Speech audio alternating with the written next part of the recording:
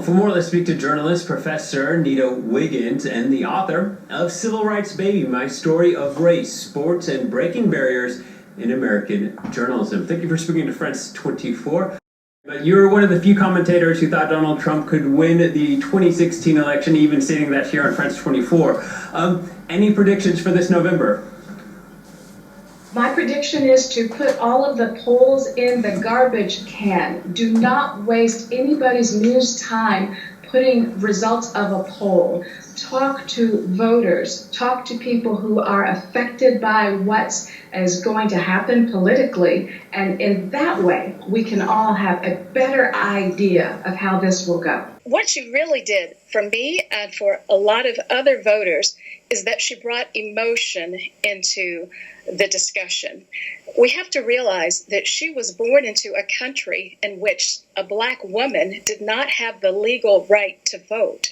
And now she is the vice presidential candidate. And for a lot of people who want to see the United States progress in a way that's more inclusive, just that personal nugget about her life story does engage people who may have turned away and who may not have had an interest in voting in this election. One of the counselors to the president, one of the advisors, Jared Kushner, said athletes need to get back to work. The president says people need to get back to work playing sports. If those two men are saying it needs to be done, it's probably pretty clear it is something that is anti-social justice. When we talk about that 1% or the higher level of the economy, we are not talking minority families. African Americans in the United States have 10% of the wealth of white Americans. Hispanic Americans have 13% of the wealth of white Americans. These are the same margins that we saw 50 years ago. And so the March on Washington for Jobs and Freedom, we need to march every year, it seems, for jobs and freedom. And I do hope that there are policy questions. I hope that Chris Wallace is not going to dig at family issues or personality traits, because, as I like to say, candidate Couch won the popular election in 2016, and by candidate Couch, that means the voters who stayed on their couches and did not vote. There were over 100 million eligible voters, voting age voters, who did not vote.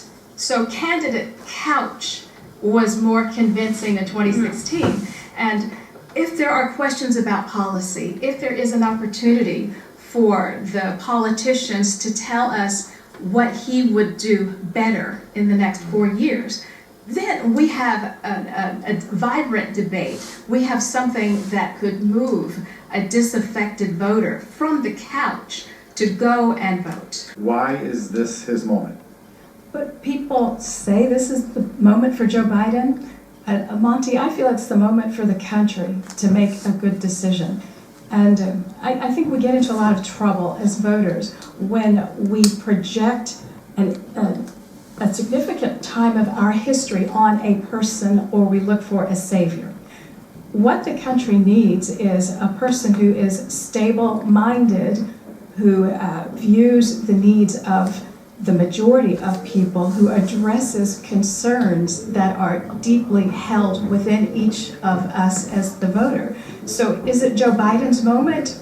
It is his moment if he presents himself, his policies, if he explains his policies in a way that resonates with enough people for the Democratic ticket to win the election. For me, as I said here in 2016, the decision that Hillary Clinton would win was not a foregone conclusion. And for me, it's the same this time around. The Democratic Party, the Democratic ticket, needs to present something that gets the disaffected voters off of their couches to go and vote. So the country's moment or Joe Biden's moment, it's the country's moment if the Democratic ticket steps up and delivers what the people are looking for.